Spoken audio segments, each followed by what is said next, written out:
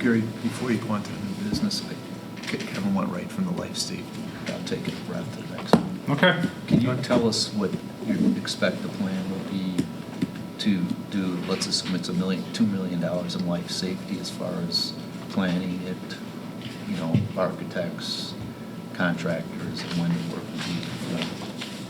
We would imagine some of those items that were approved in a life safety, we may have a year or so to address. Right. One of those being the large item being the unit over the pool system.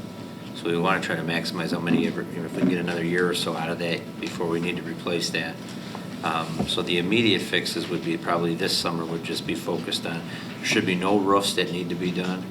And so it would be focused on the flood control and a lot of the smaller items that were listed in that life safety report. We would address those this summer and even maybe sometime this spring.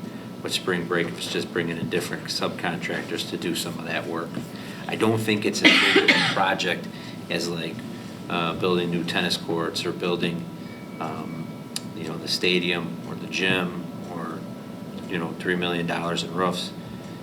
A lot of it is, $15,000 of work here, $20,000 of work here, $8,000 of work here. So it's going to be.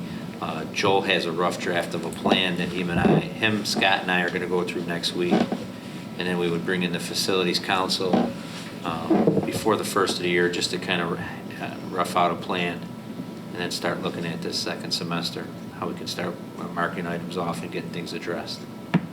We haven't received a full implementation plan from the architect about the flood control. They were still going to run a couple other tests.